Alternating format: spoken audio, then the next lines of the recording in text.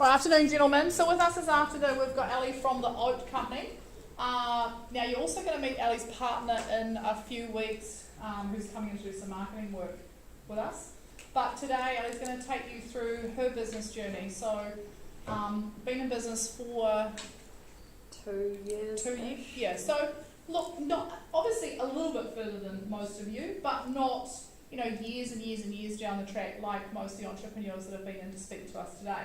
The other interesting thing is Allie also has a real job as well as runs the business. So it's quite interesting to be able to learn how to, because a lot of you will still obviously head off to university, higher education, perhaps a job, but could you have your business running? Not necessarily, I don't love the term side hustle, but that's something else that you're interested in learning about growing in the future. Okay? Alright, so the floor is yours. Welcome. Hey, so I kind of figured that you'd get a whole bunch of high profile, quite successful people kind of coming in, and they'll have a whole bunch of advice that they probably learnt at uni or along the way, and there's a whole bunch of different principles and models and things that you can use at each of the different stages. But I thought it might be helpful to just give you a bit of background on me and what I've been doing, and then how we came up with the idea and how we moved from coming up with the idea to having a product. And we'll do it quite informally, so along the way, if you've got any questions or want to interrupt, just sing out and then we can tackle it. And then I'll just leave quite a bit of time at the end to ask anything as well. And no question's a stupid question. I always ask what I think are really stupid questions at work and with this kind of stuff as well. So so I'm Allie, and I went to University of Otago, and that was awesome, and I did marketing, and from there I went into advertising, and so I worked at a big agency in Auckland and then a really small agency, and so that was across a whole bunch of different clients like New World, University of Otago was one of them, the zoo, a couple of energy companies, that kind of stuff. And that was a mix of TV ads, billboards, social, digital, search, optimization, all that kind of stuff. So full media spectrum. We also did some gamification as well for New World, which was really, really cool. So I learned quite a bit at the big and small agencies, and then I went on my OE and I travelled around South America, and that was cool, just trying to figure out what I wanted to do, because I didn't love advertising anymore, because I kind of found that the more that you got promoted, the more the job was just the same. It just was quite repetitive and monotonous, but you just got paid more money. So it's kind of a decision as to whether that's kind of enough for you. So I travelled around South America, didn't really figure out what I wanted to do, worked on super yachts for a bit, didn't really figure out what I wanted to do, and then I went to London and worked at Saatchi & Saatchi in London. So I thought, this is the pinnacle of advertising, this is one of the best agencies in the world. And it was so interesting because in New Zealand everyone's focused on e-commerce and digital and social, but in the UK I was super surprised to find out that they were still really focused on TV ads, and so I contracted there for a while, and then I came back to New Zealand and I started working at ASB, and I went for the job interview, but I was pretty sure, so I jumped from advertising to marketing. I had interviews lined up at ad agencies and client side, which is the business, and you've got the equivalent, the marketing people in-house. And I quite a lot go off gut decisions. It's how I chose to go to uni at Otago as opposed to anywhere else, and it's why I chose the job at ASB. I went in thinking I'll just learn a bit about what these guys do, but I don't really want this job. But I really liked the people, so I took the job, and I've been there ever since. But I knew from the beginning that I wanted to do my own thing, and that was pretty clear from advertising or whatever it is that you end up doing. If you really throw yourself into something and you really care about succeeding, you end up working really long hours, putting in just so much effort, and effectively you're making money for someone else, which sucks.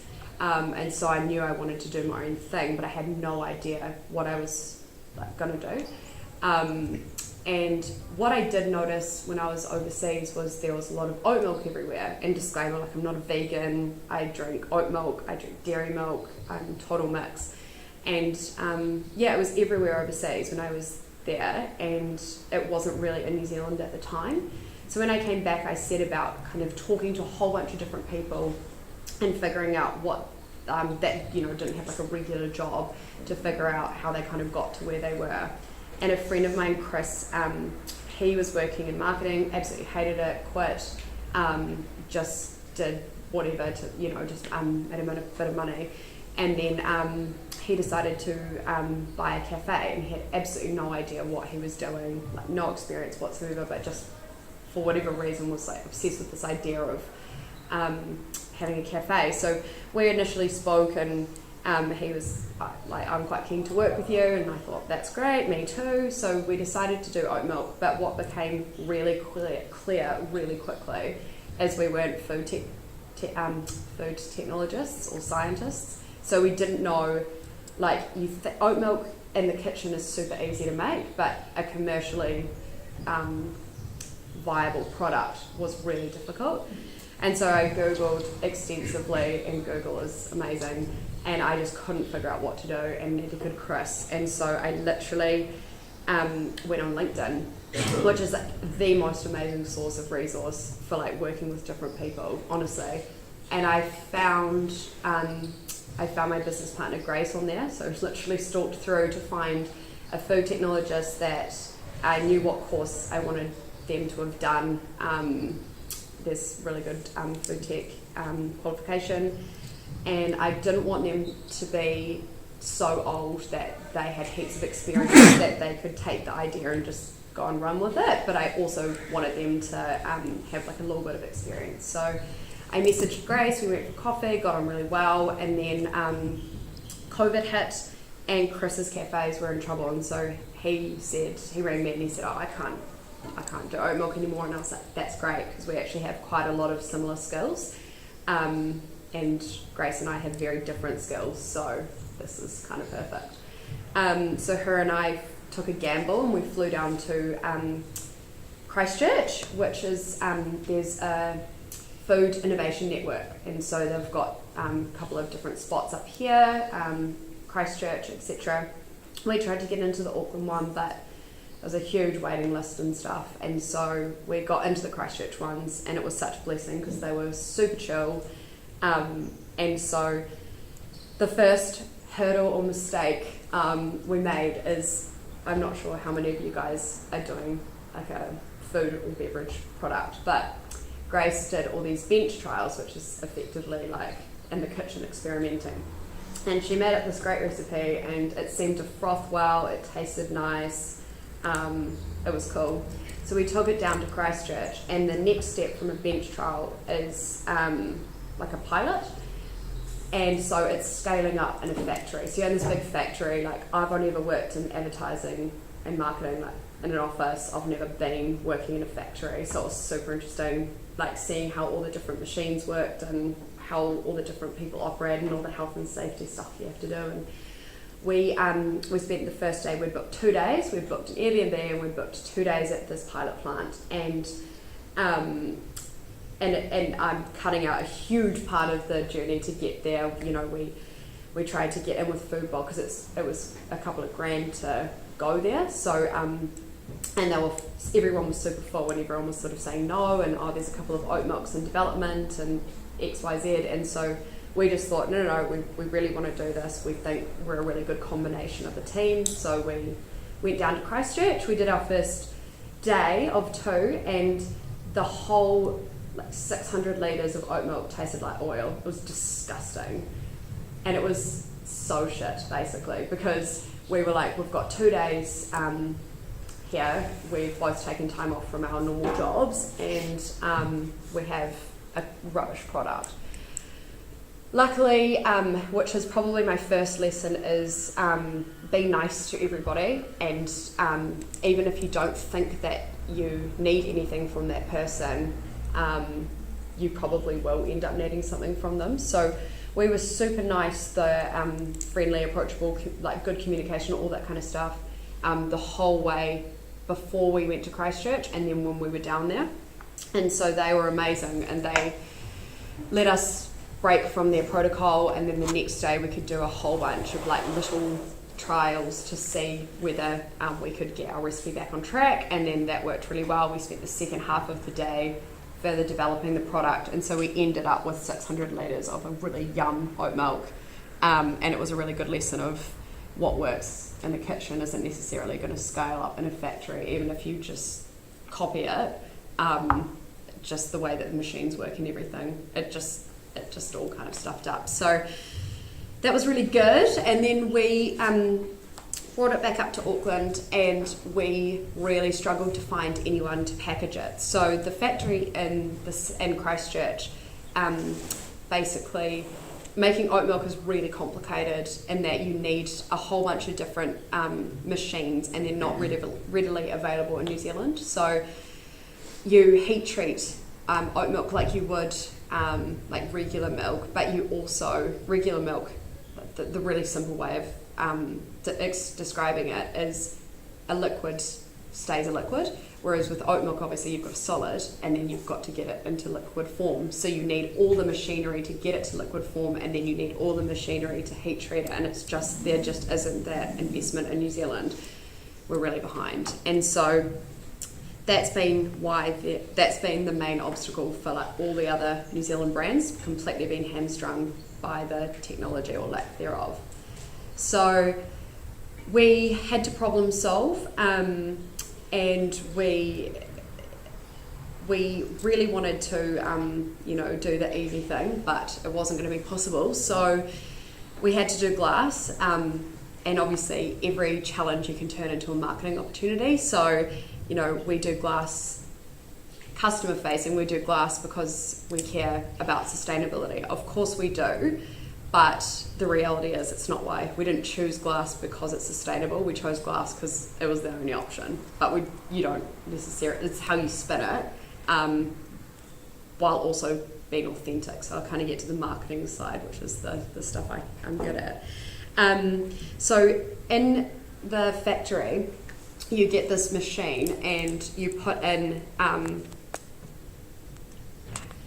probably shouldn't know what it is yet, but cask wine, the goon sacks that you get a goon sack equivalent, and you put it into the machine, it fills up the goon sack, and then you then have all these goon sacks, different sizes, and then you have to open them up on the day that you want to sell the milk, and then you decanter them into a glass bottle and you sell them. So it's an incredibly manual process.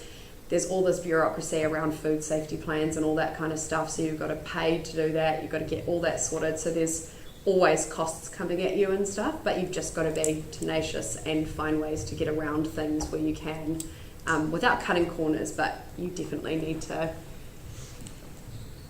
just be really tenacious. And so we started selling at the Matakana markets. The lady there was super interesting, but luckily Grace, my business partner, grew up in Puhoi, so the Matakana markets, you can sell there if you're anywhere from Puhoi to Parkere, so that was cool. We sold there. So honestly it was a bit of a drag because I work Monday to Friday, and then if you go out on a Friday night and then you're getting up at 5 o'clock in the morning on a Saturday, it sucks. Driving to Matakana, I live on the shore, it was an hour and a bit, and then setting up the stall, that part was kind of cool, and then when the customers came in, that was awesome. But then you drive home, you've got to get rid of all the excess product, try and sell it through Instagram, etc., and then on Sunday you're doing stock takes, so you end up working like 7 days a week, which it was good to have the comfort of money coming through with my regular job, but working 7 days a week and then trying to maintain like social life and stuff is not ideal. So I think having the guts to run at your idea and do it full time if you think you can make it work, and then just know when to call it quits is a really good way of doing it. But it's also awesome to have that tertiary education. So you've got some of the theories and the principles. People take you a bit more seriously, and it's also super, like, uni's so good for networking. I got my first job because my uni lecturer told one of his old students that I was good, and so she gave me an interview. Like, that's literally how it works in New Zealand because it's so small. Yeah, and then where was I? Yeah, so basically the second wave of COVID came and we couldn't go to the Matakana markets, and were some different views. There were a lot of hippies up there around vaccinations, all that kind of stuff, so we didn't want to get involved in that. So there was also, they were encouraging people not to interact with customers and do taste tests, and they wanted us to kind of move customers through the market really quickly, which it's really easy to sell oat milk, and it's just easy to sell when you're able to talk to people, explain your brand story and get them to taste and try it. And if you're personable, it's just so much easier than selling online because you're just nobody to people. But yeah, we started selling online through Shopify in maybe October, November, I think. And so we, the trouble with the oat milk is once it comes out of the goon sacks, it has only got a shelf life of 10 days, 7 to 10 days. When it's in the goon sacks, it lasts for like 9 to 11 months. So yeah, there's a lot of challenges with distribution, which we had to think about. You know, it's got to be chilled once the product's open. It's got that short shelf life. It's got to be transported, chilled, all that kind of stuff. So a lot of challenges there. And yeah, so now we do online deliveries, and we're at a bit of a interesting spot where we're deciding the future of our business. So I've been talking to a whole bunch of different people, and like I say, it's just to reinforce the importance of networking and being kind to people and helping people out, because you'll always need a favour. If you give them a favour, you'll need a favour. And it's meant that a friend of a friend of a friend's introduced me to like an old GM of Lewis Road Creamery, who knew how to manufacture things and has so much distribution and logistical knowledge that I don't have. As an example, my old boss put me in touch with, because we had a really good relationship, put me in touch with a designer who did all our brand work, and he did New World, he's done Kiwi Bank, he used to part own Design Works, which is like one of the biggest design agencies in New Zealand that do so much corporate logo stuff. And so I paid, it was like $5,000, whereas he would charge New World like hundreds of thousands of dollars to do that kind of exploration. So yeah, what else can I tell you? The part that's been quite fun is the brand development, because that's the stuff I quite like. So coming up with the name, working with the designer to come up with the look and feel and the positioning of the product. And it's been quite successful in that I can charge $12, which is what I was charging at Matakana markets for a litre of oat milk, when you can get So Good or whatever from the supermarket for like $3.60. So that just shows the importance of like a good brand and good positioning. Yeah, does anyone have any questions so far? Yes. How do you like finalize your decision on like doing oat milk as a product? I did like the business scheme at my school in year 10 or 11, I think it was, and I knew I always wanted to do something, but the thing that I always struggled with is the idea, and like, how do you know if it's a good idea or not? And I think if you look at it academically, right, you pick an idea, it doesn't matter what it is, you pick something that either you're interested in or you have knowledge on, or you know it's a problem and you think you can solve it. And then the key like academic thing is to figure out, is there a market for it, right? So then you need to do some research to go, well, are there enough people that would actually care about this thing, would want this thing? A lot of the time, like, it's pretty hard to come up with a new idea. And so then it's a question of like, there's already a few oat milks. Like, how is mine different? What is my point of difference, right? And it can also be really hard to come up with a point of difference. So with the oat milk, and this is one of the things I'm working through, if I'm looking at manufacturing in Tetra Pak or PET bottles, which means that the shelf life will be way longer, and I've gotten in for New Zealand supermarkets. But if I want to export, for example, what's my point of difference if I export to Japan versus if I if I sell it in New World, right? And that can be a combination of New Zealand made. Maybe it's got a couple of nutritional benefits in there. It's got a good brand story. So I think the idea is obviously important, but all the stuff around an idea is what's more important. So market size, yeah, and also just that branding and positioning. I'm biased, I work in marketing. Like, there's reason why people will go for ASB over another bank, and it's all to do with brand because the products are all the same. Does that answer your question? Any other questions so far? Yeah? While you were going through your journey, you didn't mention it, but did you do or look for any investment from investors?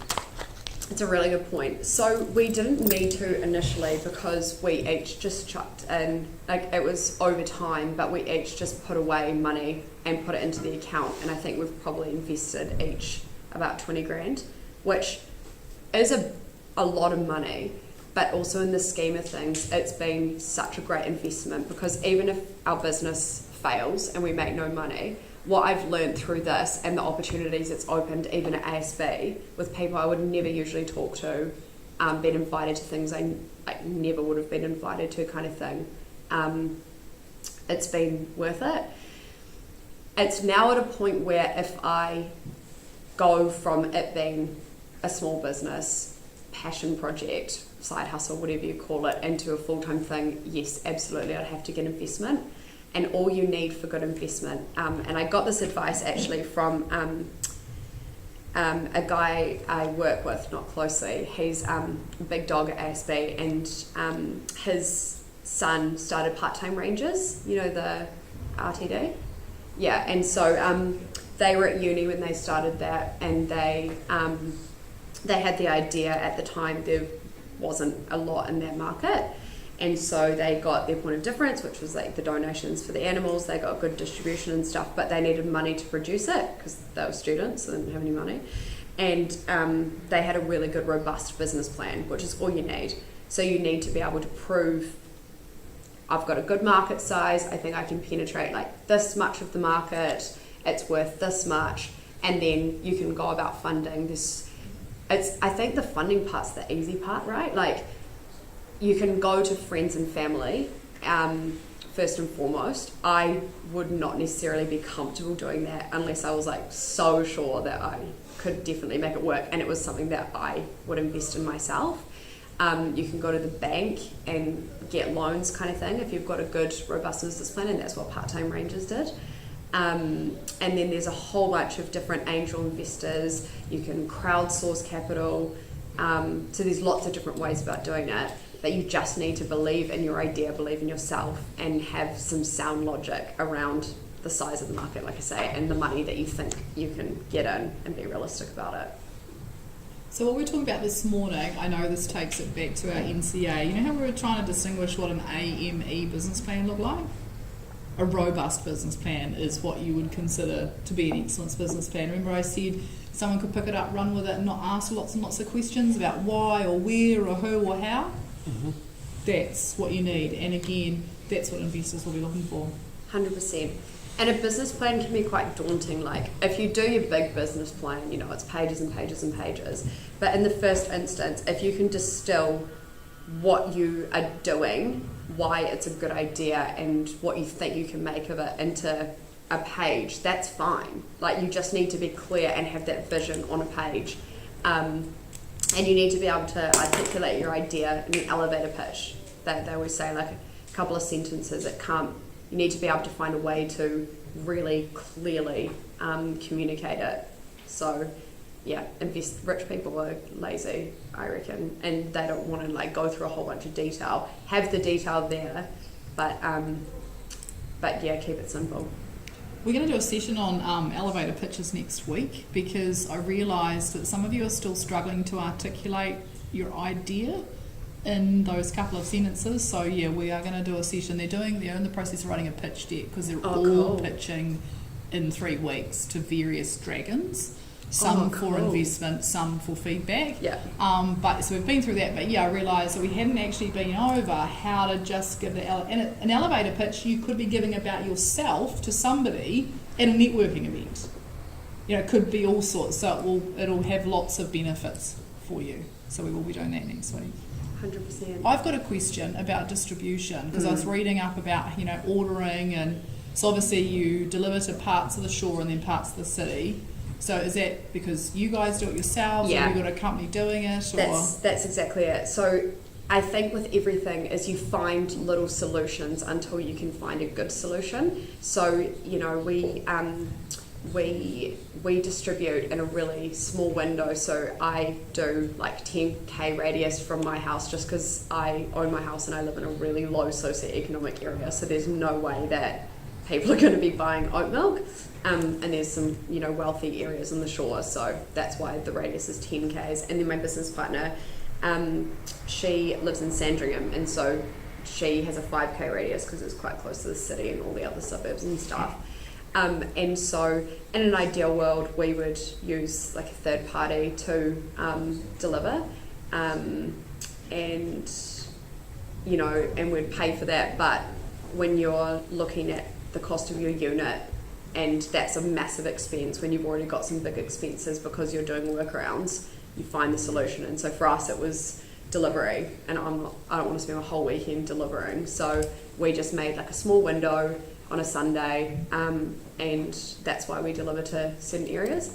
I think as well, like glass is pretty impossible to be commercially viable long term in New Zealand, or if you want to make like a decent amount of money out of it, it's just really, really hard. And a lot of people selling regular milk in glass bottles are going under as well. And so we had an awesome breakthrough with a distribution partner. There's a guy who delivers milk in glass bottles, and so we didn't want to continue long term to the delivery, so we ended up giving him a whole bunch of stock, and he tacks on the oat milk deliveries with his regular milk deliveries as a workaround kind of thing, until we could get into better packaging that we don't need to chill for delivery, which opens up a whole bunch of doors and makes everything way cheaper and easier. So that's why we do what we do at the moment. I did wonder, because there's a few in here that I think is going to be fairly labour intensive in the beginning. Thomas Polo's already had some experience, because they'll be doing it themselves. Cameron? Do you collect the glass bottles after the event? So when we were at the Matakana markets, we incentivised people to bring back the bottles. So we because the bottles are about $2 a unit, because when you're a small business, the thing that sucks for all of us is everything costs way more. So the lids, the bottles, the labels, the ingredients, the production, all those things, obviously as you start to get bigger and bigger and you've got more scale, becomes cheaper per unit. The bottles, because we don't have a warehouse, my house is like filled with oat milk stuff, so is Grace's, but we don't have a forklift, so we can't get a pallet of bottles, for example. So the cost per unit of a bottle is roughly $2, and so we just charged $12 for a litre, and I think $8 for a 500ml regular or chocolate we were doing. And then when someone brought their bottle back next time and bought a new one, it was $2 off. So Bellavacca, they're a milk company, they do that at one of the at Farrow, whereby I think they give you $5 off the next purchase to encourage you to return, because we really loved the idea of the glass and building this sustainability story and getting people to reuse, recycle. It's also great from a cost perspective, because if you've got all these bottles in circulation, you don't have to pay for the bottles, and that's $2 off a unit price, which is a huge amount. But it's hard. Like it's quite a manual process, cleaning and sterilising the bottles. We could invest tens of thousands in a steriliser, which we would have done, but we've identified that glass probably isn't the way forward, so it's just not something we would do. And Harry's, they do the bottle recycling, and so we get a little bit of recycling through that. And then friends and family always return the bottles, so we just reuse them. Yeah. You know how you said it comes in like those big sacks? Yeah. Do those come to your house? Yeah. And so you do all of the Yeah. pouring at your house? Yeah. Right. So does your partner like come to your house and do it with you, or do you? We split it up. So we started by doing everything together, and then we were like, if we do this every 2 weeks, we can have a life for a week. And so we split, divide and conquered. So we try and get the goon bags in the bigger sizes so that we're being fair to the environment. So we'll get like a 10 litre, and then we'll just fill up 10 1 litres and take those. The smallest size we've got is 2 litres. So sometimes it means that that's the annoying part, is you've got to have an even amount of orders to fill that. Yeah. Otherwise, I just make my partner or my family buy the excess, or I'll put it for like experimentation, or I'll use it for like media or whatever. And then every bit of money we earn, we put back into the company. But we've been really lucky. Like a few of my good friends work for like search companies and digital display companies and that kind of stuff. So that expertise you can beg, borrow and steal, and then if they ever need a favour, I'm like, yeah, sure. And then like one of my best friends is an accountant, so there's a few grand saved each, like twice a year. So we have the big goons. So I literally have a whole room of cardboard boxes and then all these like silver goon sacks. It kills me. And and then we open them, decanter, and Have you thought about like moving somewhere, like getting a facility or something? What I really want to do is I'm really hoping that because you've got a couple of different oat milk with the manufacturing of oat milk, when we started, there was no one in New Zealand doing it, and everyone goes to Sweden to manufacture oat milk, which I'm not willing to do, because I joke about environmental credentials, but I do care about the environment. So I can't justify going overseas to make a product to bring it back here. And also New Zealand oats are like amazing. They've got really good levels of beta glucan, which is a soluble dietary fibre, so it's good for your heart health and that kind of stuff. So you'd have to get the oats, send them to Sweden, get the product made, bring it back over. Shipping container used to cost, I don't know, like $3,000. Now it's like $12,000. It's just not viable. Slowly but surely, different organisations have come together to bring some manufacturing prowess, because we use a pilot plant, which means that they can't offer the same rate. Like, we're really matey with them, and they've done us a solid so many times, but they can't offer the manufacturing cost at the same price that someone else could. Plus, we can't monopolise the full time, because technically they're like linked in with Lincoln University and the government, and so they need to fulfill their purpose of like helping people scale and pilot and practice. So even if we wanted to manufacture there full time, we couldn't monopolise that time. So that begs the question, where do you manufacture long term? And so it's been really tricky, and this is like a don't give up kind of thing, but boring oat milk, this won't be like, not everyone can see this on YouTube, can they? It's a public channel, but I don't know that it gets a lot of traction from anywhere. Well, boring oat milk. Boring Oat Milk had initial funding from Zero, which is like, the billionaire that has all the big they own the toy company, they own Munda Hair Care, they own the nappies, like, he's loaded. And Boring Oat Milk was after us. And one of the manufacturing things we were exploring, and people are getting creative. So there's a fruit juice company in the Hawke's Bay that linked up with another company down the road, and now they produce oat milk together, and they do Boring's oat milk. So they each take care of part of the process. And so we were talking to them, we'd come up, with them that maybe they would have the stuff, the equipment that we would need to manufacture. We sort of started talking to them, and then obviously there was the boring deal that they had sorted, and they were talking sort of a million minimum order quantity units. So that's, $1 million.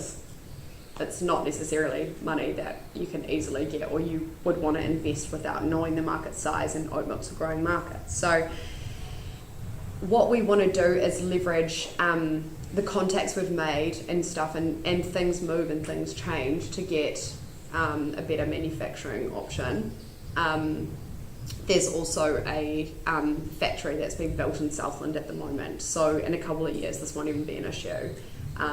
And so it's just making sure that the brand is strong, the marketing's good, the point of difference is there, that you can market that point of difference. Because if you think about it, and going back to your question about the idea, Lewis Road Creamery came out with a milk, right? Everyone already has milk. There's so many different milk brands. So why was there a need for this milk brand? There wasn't. And it was entirely because of marketing. Like the same cows they use for the other types of milk is one of the things I learned at uni. There was a guy, one of the lecturers was this guy that had just worked in all these different FMCG or fast moving consumer good big companies, and he was like, the baked beans you pay for with the PAMS label are exactly the same as the baked beans you pay for from Waddies. They all come out of the same vat. It's literally branding and marketing that makes you pay more for one product than another. So if there's a lot of competition, you've just got to make sure that that's a good point of difference. And the point of that is when this factory gets built and all the people that are manufacturing overseas can start manufacturing here, and there's big players like Sanitarium, maybe Haraway's might develop something, those big other brands, maybe Frontier eventually will do something. You just got to make sure that you've got the other bits and pieces lined up to be able to compete. What do you add to make your chocolate milk, other than the obvious chocolate? Chocolate. But in what form? Have you got a partnership with someone? Is it? We use cocoa. We use cocoa, so just an ingredient supplier. We would. I was thinking a friend that I went to school with, that her parents own Bennett's, and so I was thinking like, could we partner with them? But turns out their chocolate's made in Belgium. But we wanted our product by nature to be vegan. Our positioning isn't like, we're not for vegans necessarily. Like I say, I'm not a vegan. Our positioning is very much like for whatever your reason. But we just didn't want to alienate such a huge section of the market by using real chocolate. Plus it's really hard to work with, which is why Lewis Road Creamery is quite different in their chocolate milk anyway. Yeah. So at the moment, we're all trying to start our business very lean, Mm-hmm. trying to get rid of like risk and stuff like that. And one of the ways that we do that is calculating our costs, trying to just predict them, so we can look at our break-even and stuff like that. I'm currently having quite a bit of trouble with trying to find what my costs will be. Yeah. And how to like work all that stuff out. So I was wondering, did you do that when you started, and if not, how do you manage the risk of losing profit? It's a really hard one, and I actually spoke to my friend Mike. He's an engineer, and he started this company called Equipment Share, which was like it's basically like Airbnb for equipment. So he's up against Hirepool, HireQuip, like all those big companies, and they have to borrow so much money from the bank because it's high capital to get a digger, for example. And so part of the answer to that question is you kind of just have to be comfortable with losing money for ages. Like Xero lost money for I think 10 years or something. Most businesses don't actually make money for years. Like it's incredibly unusual for a business to turn a profit in the first, 3 years or so. I don't know what the actual like academic rule is, but it's certainly a number of years. So you've got to have like a level of comfort with that, and I think that comes down to what kind of person you are. And I guess based on the fact that I haven't gone fully in with my business yet, I'm less risky than other people. but I do think it's good to take calculated risks. And so if I didn't have a mortgage, for example, I probably would have quit ASB and just gone at it for a year and just seen what I can make of it. I think I will do that as soon as I can find a good manufacturing option. I'll probably quit my job and throw myself into it. So that's kind of the first part of it. The second part of it is really hard to calculate costs, especially when you're a small business. And like I say, sometimes you're like bit borrowing, stealing kind of thing. You know, maybe if you're talking to an ingredients company and you develop a bit of a relationship and you get a whole bunch of free samples of different ingredients, obviously at some point you're going to have to pay for those, so it's really hard to calculate an exact cost. Equally, you know, the paper stock for the labels was, I can't even remember how much it was, but then it went up. And so it's finding other alternatives like to work with it. I think a rough idea is better than no idea. So it doesn't have to be perfect, and you can just adapt and change as things change. But yeah, a basic idea is pretty key, obviously, because otherwise you're just kind of throwing money at something that isn't breaking even, or will never break even because your costs are out. Hopefully we're teaching you and equipping you with the skills to make educated guesses. Educated guesses, that's what I mean. Forecasts, it's not an exact science, but you know, most business people will know if you're trying to pull the wool over their eyes or you've gone too high or too low. But that, again, use your mentors, use your contacts. Yeah, it's hard. It's not.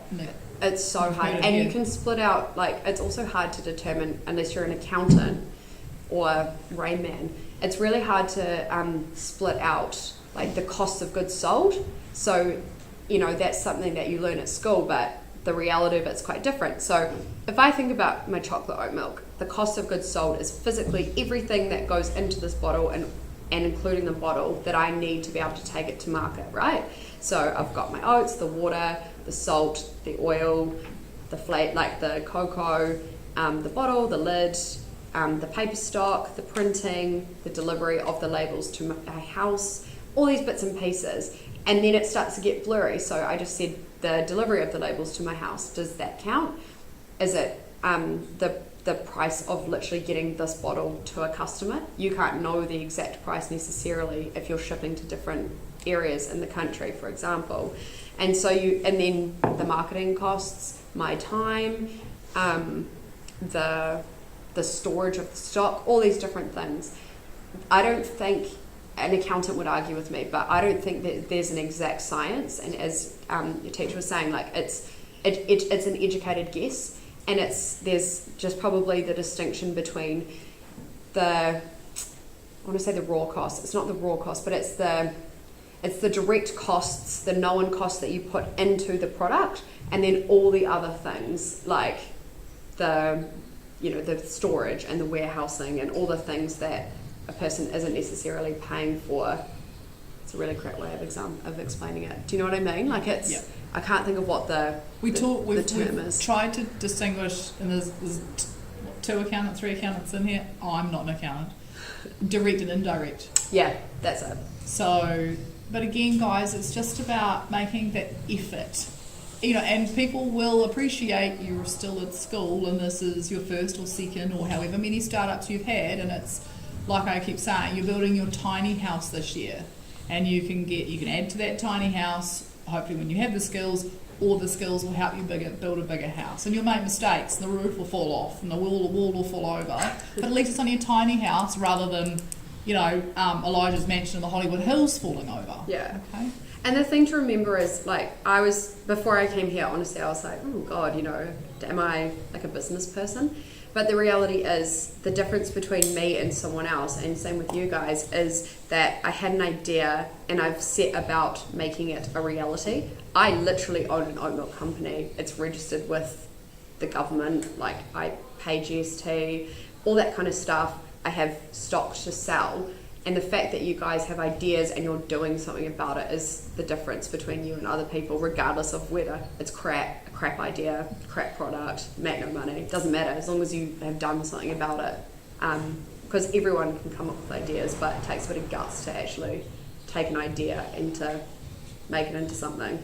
And yeah, do I want my oat milk in a Guernsey? No, but it's the starting point. I did the proof of concept, people loved it, people bought it, we made money, it was good. So now it's a case of like taking it to the next level, and it's an iterative process. Yep. How do you see yourself being sustainable with all upcoming other oatmeal companies, as well as you say it's harder to upscale? Yeah. Because of labour, it's too labour intensive, that sort of stuff. Wouldn't like the newer companies sort of take over the market, and like is there a point of difference of your brand compared to anything? It's a really good question. So I managed to get some supermarket data, which that was awesome. And what that data told me was there are, let me get this right, there are 11 oat milk brands being sold at supermarkets across New Zealand at the moment. There are two everyday brands, and there are 9 premium brands. The category is growing at such a percent that it's not almond and soy and other milk drinkers that are coming to take oat milk drinkers are not taking market share away from the other types of alternative milks. They're growing the category of alternative milks. So if you take New Zealand, for example, as a market, the fact that you can have 11 brands operating already shows that there is the possibility to come in, but it is going to be hard and saturated. And so my point of difference is going to be, like at the moment, it's the glass bottle. There's no other oat milk selling that's shelf stable in a glass bottle. If I take that point of difference away, which is why I've been so hesitant to do it, but I don't want to do the labour manual process. I want to do the parts of the business I enjoy rather than like filling and selling. The reality is I've got to find, to your point, like a really good reason to buy, and I think it's going to be a combination. If I look at the future, and in my ideal state I'm going to be in a packaging type that's very similar to other people. Number one, I'm looking at the product, right? And there's a whole bunch of different elements of the product. So the stuff in the bottle, I'm going to find a point of difference probably around my beta glucan, because that's a nutritional benefit that I can market. There's a lot of restrictions around what you can say, but that is one thing we can say based on testing. So ideally I'd be able to say like good source of protein, good source of calcium, like vitamin enriched, but because you've got to have so much of that stuff in a product to be able to make those claims, then it's figuring out, okay, well, what should I say? I have a clean recipe with a good level of beta glucan. So there's my point of difference from the stuff in the bottle. Then if I have the same packaging as everyone else, are there like little things that I can do to change my packaging? Can I change the lid? Can I put a texture on the bottle? Can I put, I don't know, a good brand story on the outside? Like Coca-Cola did the names a few years ago to distinguish themselves as, it wasn't really, but like it's a marketing ploy to distinguish themselves from other soft drink companies at that time in the market. So then I've got those two things. Point of origin. People always rubbish New Zealand made as being really powerful, but I think it's so powerful. If you can say New Zealand made product, it's got an air of quality associated with it that other countries just don't have. It'd be hard if you're competing in New Zealand against other New Zealand things, that kind of stuff. And then just really a really good brand story, like, it's 2 female entrepreneurs. That's easy to leverage. You obviously don't necessarily have that benefit, so it's finding other ways to talk about your brand story. A young entrepreneur, tick, So I think the point of difference can be a combination of all the different things. For someone else's product, a point of difference might be the way that you distribute, for example. So trying to think of an example. Like a point of difference for, like you said before, Lewis Road. Yeah. That like mainly just market. So Lewis Road uses Jersey contains A2 protein. Yeah. So that's better for people that have lactose intolerant. They can actually drink it, that sort of stuff. So that's sort of their point of difference. But absolutely, but it's not a true point of difference because there are a lot of A2 milks out there. There's a lot of Jersey milks out there, kind of thing. Sometimes you can get first to market advantage, but then when all those competitors come knocking, you're stuffed. So if Fonterra comes, for example, and makes an oat milk, then what is your solution? Like, how are you going to... It's positioning of your product, right? So like if I position my product, and it's not going to appeal to all consumers, right? Some consumers, no matter what your brand story, whatever, they want the cheapest product. So they would go to the Fonterra or the Sanitarium or whatever, and they'd go, that's cheap, I'm going to get that, that's fine. If you position something in a premium way using marketing, so that's the look of your product, the different touch points where customers are going, so like your website, if you're advertising in different channels and whatnot, you've got to make sure that everything's really slick, really premium. The customer engagements, you know, if they ring up with a problem, professionalism, all those kind of things. If you pull all those parts together to position your brand in a premium way, it's how you can command more money. And it can be the reason that people would buy your product over another. It's the same way that you can have like all the different cereal brands, or I think Banks is a really good example. Like Banks do not offer a differentiated product, neither do airlines, but they leverage their brand to convince consumers that they are the reason that you should go for them, kind of thing. Does that answer your question? Petrol stations and supermarkets, it's all the same, isn't it? But why do you go to New World and not to Countdown? It's cheaper. Yeah. Cameron? If as sales increase you need to change the bottle from glass to like plastic, for example, will you continue with the sustainable ethos? I think the product itself is inherently sustainable. So, and it's awkward because my business partner comes from a dairy farm. So it's... Well, comparatively to other oat milks in the market. Well, all of them are in Tetra Paks. So it's, and I know that the PET one argues that that's more sustainable. The reality is glass is actually not that sustainable unless you're reusing glass. The amount of effort going, you probably already know this, but the amount of effort going into manufacturing a glass container is way more than a Tetra Pak, for example. But a regular consumer thinks that that is way more eco-friendly. So I think, look, I'm not an expert in environmental sustainability, but I am passionate about it. So I think it's really important that I'm authentic about that. And so if there's consumers and people in the market saying, oh, you know, you should explore this type of paper because it's better for the environment, I'll be totally open to that. I think sustainability, naturally being in oat milk, is an important part of it, but it's not our only reason for being, if that makes sense. And I think you just got to be comfortable as well. Like if you're going to put stuff into the environment, you've got to be comfortable that you're offsetting it in other ways. Yeah. In terms of like customer perception, Mm-hmm. they're seeing the glass bottles as sustainable, Yep. whether or not it actually is. I don't know. Exactly. But, will the sustainability be the big part of it, like, or would you pivot that whole idea to maybe the nutrition? Good question. I feel like the other New Zealand brands, so Boring and Otis, their big positioning is sustainability and like we're fighting farmers and all that kind of stuff. I think if we went down the sustainability route, we would be competing with the same, like we would just be part of the noise.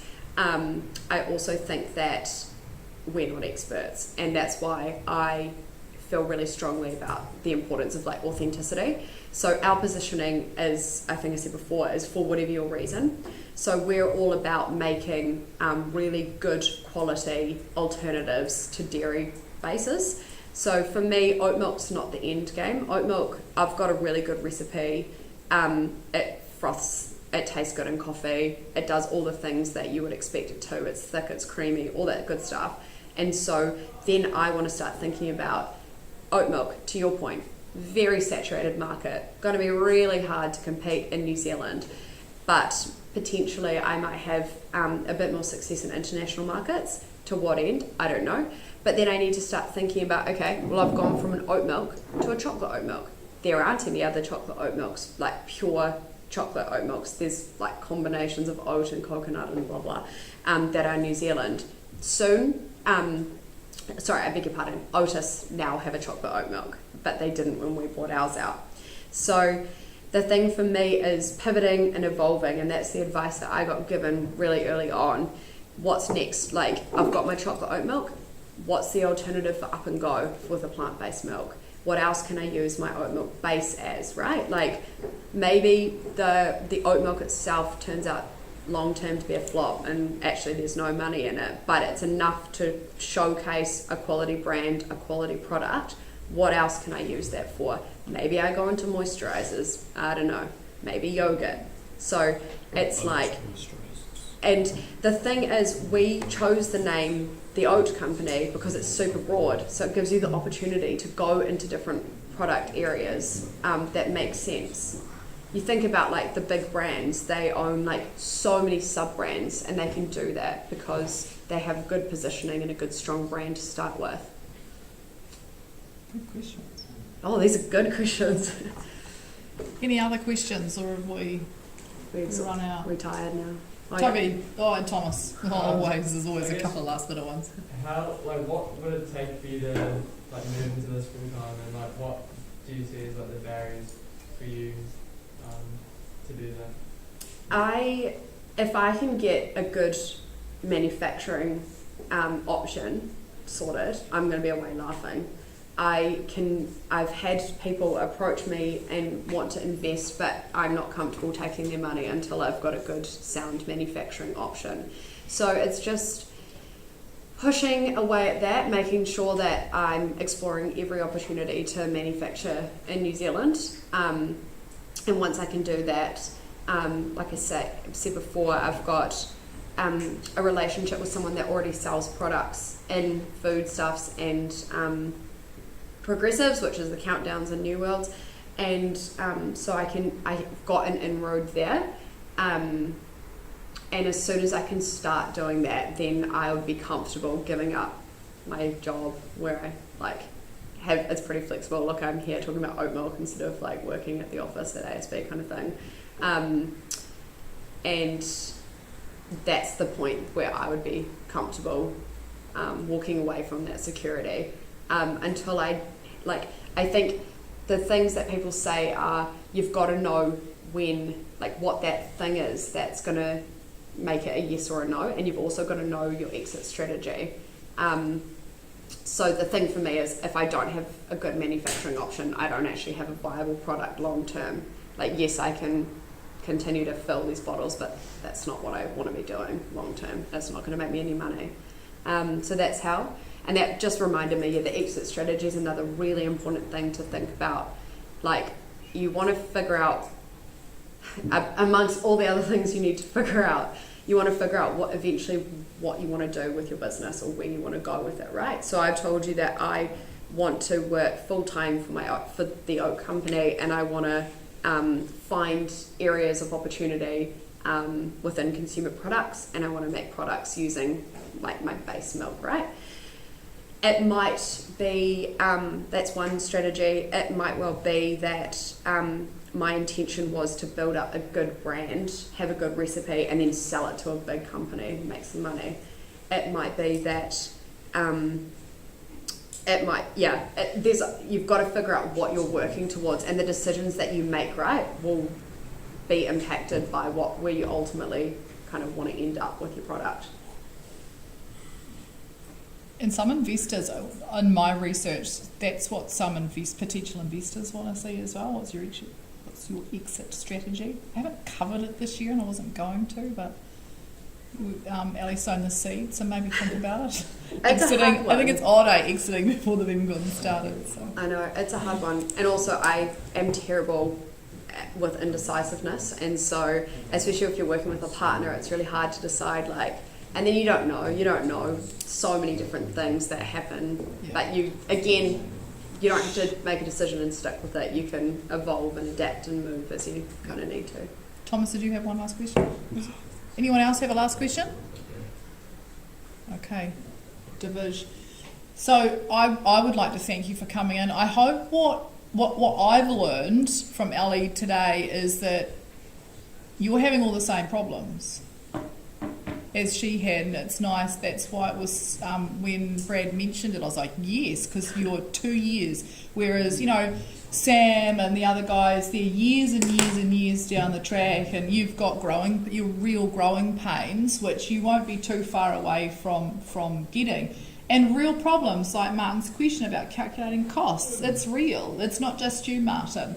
Thinking about distribution, and Thomas, you will have to, your packaging issues are the same. I'm going to see probably you'll be out delivering in the early days. Yes, you're not going to make any money. You're not either. You're not going to suddenly be able to buy mum and dad, their dream home at the end of this year. But also there is a place for your business, for going to university. So yeah, I think, and a lot of the stuff that you've said is just validating all the stuff we've already been going over, and I guess trying to instill. The other thing is networking. Be kind to everybody you meet. Do not step over the smaller guy, the little guy, to get somewhere else, because guess what? You will need them. That guy that you dismiss in the playground, he's going to be the IT geek that's going to give you a deal on your coding or your website in a few months' time when I don't know. It's 100% a thing. That's 100% a thing. Yeah. And even just in a regular job, like, there's been New Zealand is so small, and there's been times where I've interviewed in a job and then developed in my career and then had to interview someone that I know was a bit of a dickhead, so didn't give them the job. It's just really small. Small world. Yeah. Right, Divish, the floor is yours, my dear. On behalf of the rest of the class, I'd just like to thank you for coming down here and sharing your journey with us. It was really interesting to know that it is possible to run a business and work a job at the same time. And I'm sure a lot of us could use your experiences as insight for our own. So we have a little gift for you. Oh, thank you so much. And if we can show our appreciation in a little way.